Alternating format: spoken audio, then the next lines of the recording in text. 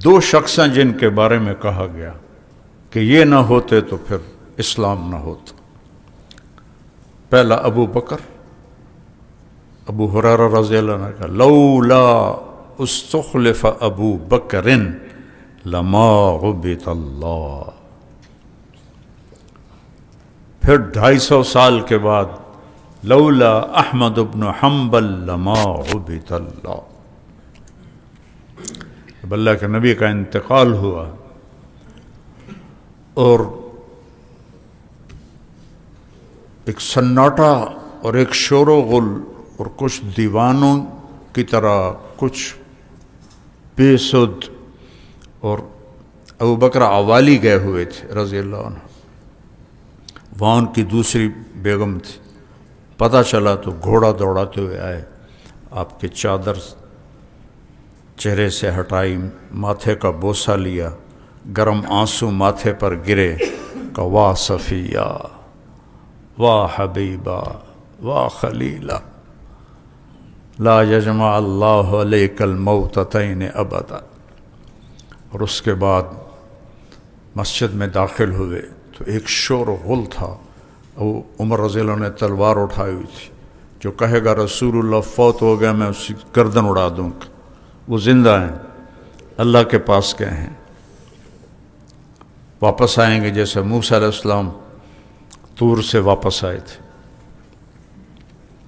آپ منبر پر کھڑے ہوئے، عمر اقعد، ان کا لا نقعد. تو محسوس کیا کہ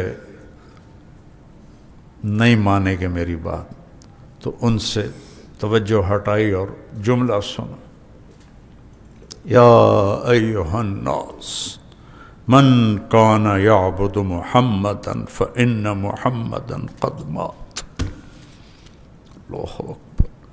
ومن کان یعبد اللہ فإن اللہ حی لا یموت وما محمد الا رسول قد خلت من قبلہ الرسل افإن مات او قتل انقلبتم على اعقابکم ومن ينقلب على عقبیہ فلن يضر اللہ شیئا وسيجزي اللہ الشاکرین. عمر رضی اللہ عنہ فرماتے ہیں کہ میری ٹانگوں سے جان نکل گئی تو میں ایسے گرا، ایسے نہیں گرا، ایسے سیدھا گرا کہ مجھے لگا جیسے یہ آیت ابھی نازل ہوئی ہے، اور مجھے یقین ہو گیا کہ اللہ کے نبی فوت ہو گئے. اور اس کے بعد خلیفہ لولا استخلف ابو بکر.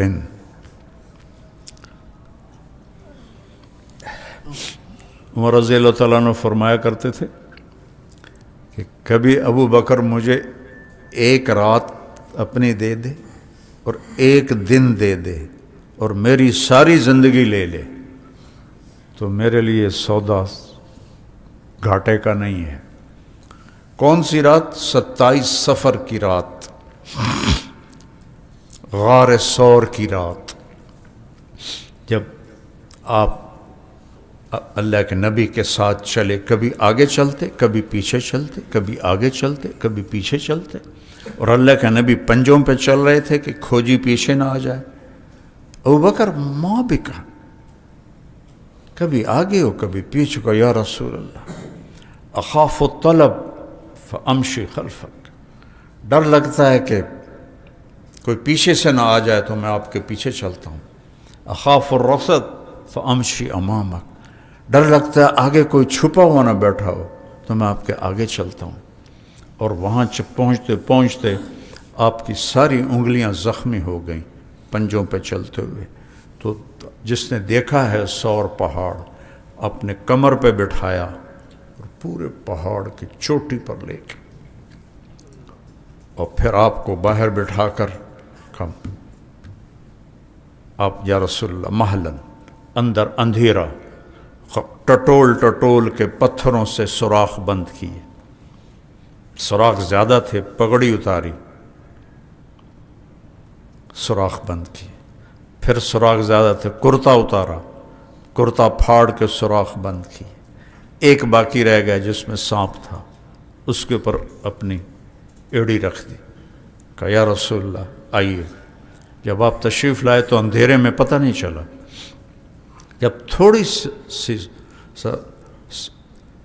سحر کی سفیدی نمودار ہوئی تو آپ نے تھے ابوبکر ماں بھی کا اراک اور یان، کدھر گیا تیرا عمامہ تیرا کرتا؟ کہ یا رسول اللہ یہ سارے سوراخ تھے، مجھے ڈر لگا کوئی چیز آپ کو تکلیف نہ پہنچائے۔ تو آپ کے آنسوں نے کہا اے اللہ میں ابوبکر سے راضی ہوں، تو بھی اس سے راضی ہو جائے اور اسے جنت میں میرا ساتھی بنا دے، صرف رضا نہیں ہوں میرا ساتھی بنا دے۔ ایک دم جبریل آیا، یا رسول اللہ، اللہ تعالیٰ فرما رہے ہیں ہم ابو بکر سے راضی ہیں اور جنت میں آپ کا ساتھی بناتے ہیں۔ ایک یہ رات مانگتے تھے، اور ایک جب مانعین زکوٰۃ نے انکار کر دیا کہ زکوٰۃ نہیں دیں گے نماز پڑھیں گے، اور ادھر اسامہ کا لشکر جس کو اللہ کے نبی نے روانہ کیا تھا اپنی وفات سے پہلے، تو سب نے کہا کہ اب یہ لشکر روانہ نہ کریں، چونکہ چاروں طرف ارتداد کی آگ پھیل گئی ہے، اس لیے ہمارے لشکر کا مدینے میں ہونا زیادہ ضروری ہے۔ تو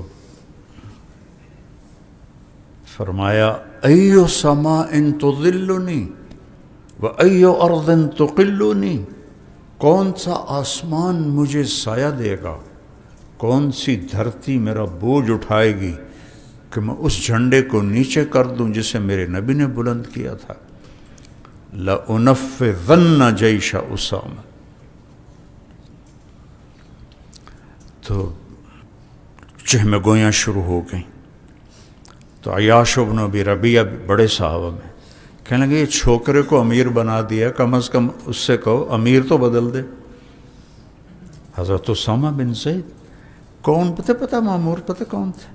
عمر، طلحہ، زبیر، سعد بن ابی وقاص، عباد بن بشر، عبادہ بن صامت، ابو دجانہ، ایسے شاہ سواران اور ایسے عشرہ مبشرہ، اور امیر کون؟ اسامہ، شکل کے حبشی، عمر 17 سال، کہ میرا نبی 17 سال والے پر ابو بکر اور عمر کو بھی ساتھ بھیجا ہوا تھا۔ ابو بکر تو پھر خلیفہ بن گئے، عمر انہوں نے خود مانگ لیا، ان کو امیر بنا کے بھیجا۔ تو حضرت عمر آئے کہ سارے بڑے ساتھی کہہ رہے ہیں کہ امیر تو بدل دو، تو بیٹھے ہوئے تھے، ایک دم سیدھا ہوئے، مکہ مارا ان کے سینے پر کہ جس کو اللہ کا نبی امیر بنا دے میں اس کو بدلنے والا کون ہوتا ہوں؟ میں تو تیری مدد چاہتا تھا، تو بھی میرا ساتھ چھوڑ رہا ہے۔ اور آنسو نکالا، طلب تو نصرتک وجئتنی بالخذلان، ثقلت کا امک ابن الخطاب وعدمتک۔ لشکر کو روانہ کیا اور پھر سب کو جمع کیا کہ میں مرتدین سے کیا کرنا ہے۔ یہ اس دن کی بتا رہا ہوں کہ جو عمر کہتے تھے کہ ایک دن دے دے، تو عمر بولو کیا کرنا ہے؟ کہا اب قتال کیسے کریں، لشکر تم نے بھیج دیا ہے، ابھی بس انہوں نے زکوٰۃ نہیں دی، برداشت کر لو، آپ پہ ایسا ایسا آ جائیں گے زکوٰۃ پر۔ عثمان تم کیا کہتے ہو؟ کہ جو عمر کہہ رہا ہے۔ علی تم کیا کہتے ہو؟ کہ جو عمر کہہ رہا ہے۔ مہاجرون ما تقولون کما قال عمر، یا معاشر الانصار ما تقولون قالوا ما قال عمر۔ سب متفق ہو گئے کہ لشکر نہیں، ان مانعین زکوٰۃ سے نہیں لڑنا، صبر کرنا ہے، کہ پیچھے بندے ہی کوئی نہیں، چند سا لوگ ہیں۔ تو ایک دم اٹھے اور ممبر پر آئے، فحمد اللہ، یہ کہتے ہیں اللہ کو پہچاننا۔ جب احد کی جنگ میں شکست ہو گئی اور سب کا رخ ہو گیا کفار قریش کا کہ اللہ کے نبی کو نشانہ بنائیں، ختم کریں، تو بھگدڑ مچی ہوئی تھی۔ تو اس وقت حضرت ابو بکر، عمر، علی، طلحہ، زبیر، سعد بن ابی وقاص اور قتادہ بن نعمان اور ابو دجانہ اور ایک آدھ کو 10 لوگ تھے جنہوں نے آپ کو گھیرے میں لیا ہوا تھا، عبادہ بن صامت۔ تو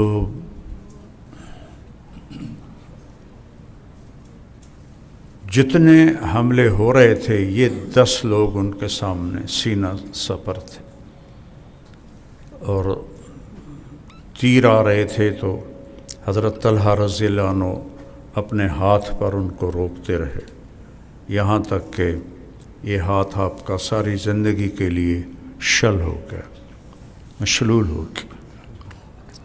ایسی ایک بات یاد آ گئی، جب حضرت علی رضی اللہ تعالیٰ عنہ کی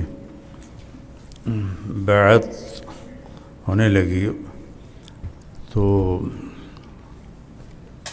سب سے پہلے حضرت طلحہ نے بیعت کی، تو مشلول ہاتھ، تو ایک بدو کھڑا تھا، کہنے لگا یہ خلافت نہیں چلے گی، ان ھذا الامر لا یتم، اس نے وہ مشلول ہاتھ سے فال لی، ان ھذا الامر لا یتم، وہ ایسا ہی ہوا۔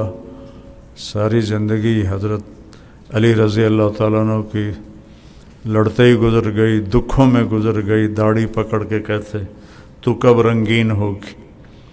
جب وہ ایک دفعہ بیمار ہوئے تو کہا یا رسول اللہ لگتا ہے میرا وقت آ گیا، کہا نہیں، اس سے یہ رنگین ہوگی تو تیری موت ہوگی، اس لیے پھر وہ کہتے تھے تو کب رنگین ہوگی، تو وہ شل ہو گیا ان کا ہاتھ سارا۔ اور پھر قتادہ بن نعمان رضی اللہ تعالیٰ عنہ نے زرہ پہنی تھی، وہ آگے ہو گئے، تو وہ تیر ان کو لگ رہے تھے، زرہ پر تو اثر انداز نہیں ہو رہے تھے، لیکن ایک تیر آنکھ میں جا لگا، تو آنکھیں تو بند نہیں ہوتی، اتنا سوراخ ہوتا ہے، اندر چلا گیا، تو ایک دم خون سے چہرہ رنگین ہو گیا، اور وہ ایسے اللہ کے نبی کی طرف چہرہ کیا اور رونے لگے، یا رسول اللہ میری آنکھ چلی گئی۔ تو آپ نے فرمایا کیا چاہتے ہو، آنکھ چاہیے یا جنت چاہیے؟ کہا جی دونوں ہی چاہیے۔ اور کہا میری نئی شادی ہوئی ہے تو میری بیوی کو میں بہت برا لگوں گا اگر میری آنکھ نہیں ہوگی۔ تو یہ پتہ نہیں کہاں سے یاد آ گئی چیزیں آپ کی برکت سے۔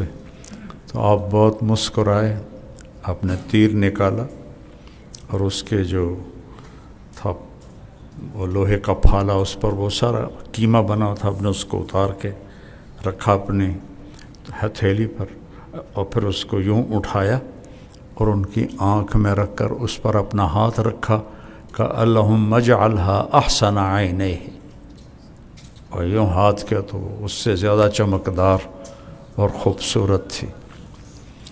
تو سعد بن ابی وقاص رضی اللہ عنہ کے بھائی عتبہ نے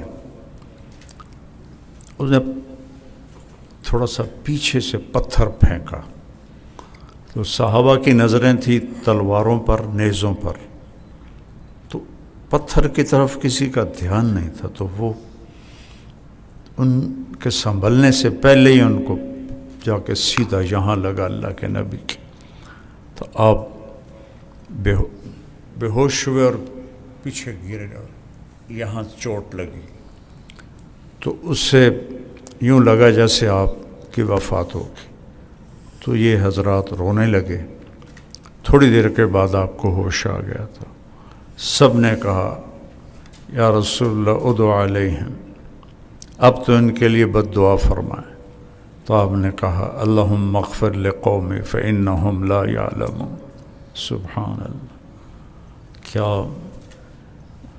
میرے نبی کا ظرف ہے، کہتے ہیں ہم علماء انبیاء کے وارث ہیں۔ اس وراثت میں سب سے پہلے تو یہ ایسی اخلاق ہیں جو اصل وراثت ہے۔ تو پھر حضرت طلحہ نے آپ کو اٹھایا اور دوڑ لگا دی، تو پیچھے کفار نے ہجوم کیا، تو آپ نے اللہ کے نبی کو نیچے زمین پہ بٹھایا اور پلٹ کے الٹے ہاتھ سے ان سب کو بھگا دیا۔ کیا اللہ نے طاقت دی تھی! تو جب وہ بھاگ گئے اور آپ نے اٹھایا اللہ کے نبی کو، تو کہا اوجب طلحہ اوجب طلحہ، اور تھوڑی دور گئے تو پیچھے پھر چڑھ گئے قریش۔ آپ نے پھر اللہ کے نبی کو بٹھایا، پھر ان سے لڑ کر اکیلے نے سب کو بھگا دی، اور پھر ان کو اٹھایا تو آپ نے کہا اوجب طلحہ اوجب طلحہ، اور تیسری دفعہ پہاڑ کے قریب ہو گئے تھے، پھر وہ چڑھ آئے، پھر ان کو بھگایا، اور پھر اللہ کے نبی کو اٹھایا تھا، میں نے کہا اوجب طلحہ اوجب طلحہ۔ پھر وہ ان کو لے کر پہاڑ پہ چڑھ گئے۔ آگے وہ شگاف تھا، اس میں آپ کے چڑھنے کی ہمت نہیں تھی، تو پھر حضرت طلحہ نے آپ کو اپنی پیٹھ پہ بٹھا کر اوپر اٹھے، اور تو آپ کے ہاتھ اندر پہنچ گئے اس غار کے، تو پھر آپ نے اس کے سہارے سے اندر تشریف لے گئے۔ تو اس طرح باقی صحابہ بھی پھر جمع ہو گئے۔ تو ابو سفیان رضی اللہ عنہ آئے کہ اثم محمد، آپ نے کہا خاموش رہنا، بولے کوئی نہ۔ پھر کہا اثم ابو بکر، پھر آپ نے کہا اثم عمر، تو آپ نے کہا خاموش۔ حضرت عمر خاموش نہیں رہے، اس نے نعرہ لگایا اولو حبل کا ہم سارے زندہ ہیں، اللہ اعلیٰ، تمہارا حبل اعلیٰ نہیں، ہمارا اللہ اعلیٰ ہے، اللہ اعلیٰ و اکبر۔